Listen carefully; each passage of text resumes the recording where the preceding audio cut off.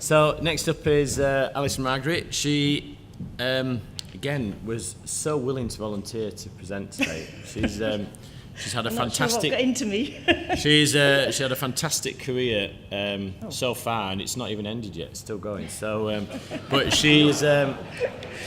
You can maybe let her know what you think after this presentation. But I think it's a great.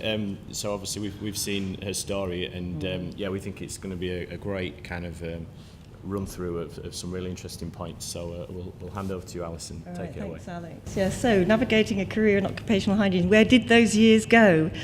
So from inauspicious beginnings in an admin role, a chance came my way to branch out into health and safety, where I quickly realised my passion lay in the intrigue of occupational hygiene and managing health risks.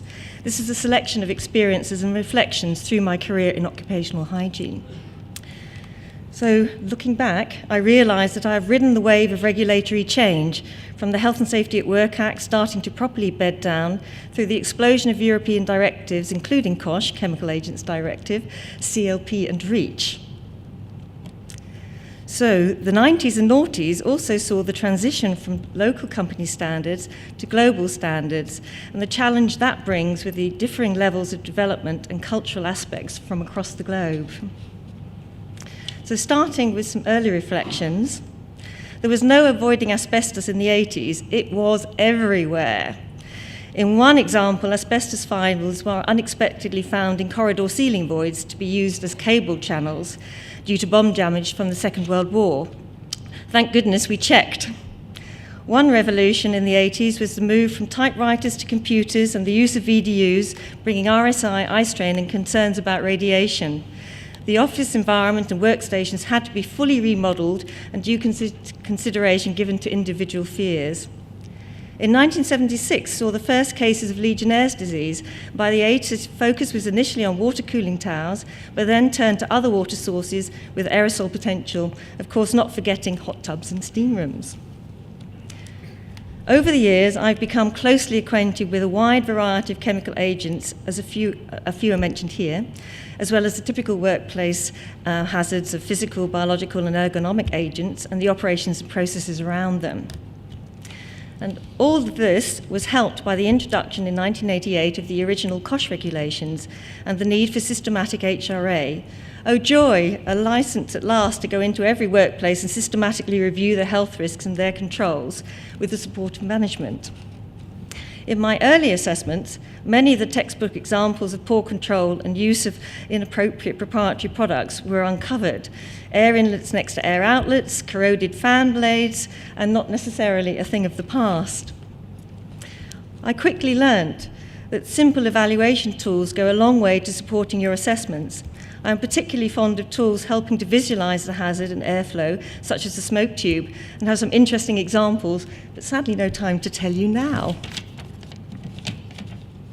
By the same token, improving controls is not always rocket science. I'm sure you're all familiar with these examples listed here, and in particular, correct design and maintenance of controls, not.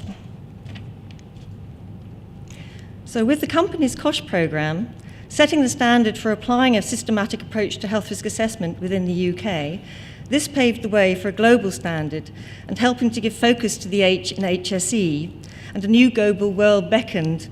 Hooray! Venturing out. And moving on now to my top 3 core needs to support effective health risk management. First, education. Managers, HSE advisors, and workers alike must be taught to recognise and understand the hazards they face so that they are more likely to follow the procedures and controls. 2, communicate. Engage with all parties to ensure smooth change management to avoid issues. And perhaps looking at this example, you can relate to that. Thirdly, we have diversity. And this is one of the, we must recognise the many facets of diversity, and you must use it to your advantage and plan accordingly. And here are a couple of examples I've noticed, or trip-ups even one would say, noticed over the years.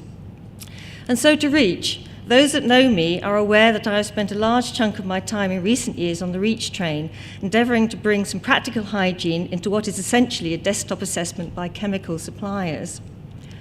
Well, I think generally the intent is well-founded, with overall positive benefits for safer handling of chemicals, but the challenge for suppliers to communicate safe use for all related activities clearly and correctly for the local circumstance via an SDS, well, is a pipe dream. And then there's competence. Qualifications underwrite your technical skills, but of course there's nothing like practical experience to bring it all to life. And I encourage you to partner with experienced colleagues, both within and across organisations, to tackle the many issues. But professional skills are not complete without soft skills, and I'm pleased to endorse Alex Wilson's equation of tech skills plus soft skills equals pro skills. Yes, and indeed, Alex did that last year, I think. And lastly, here are some final reflections on surviving the world of work.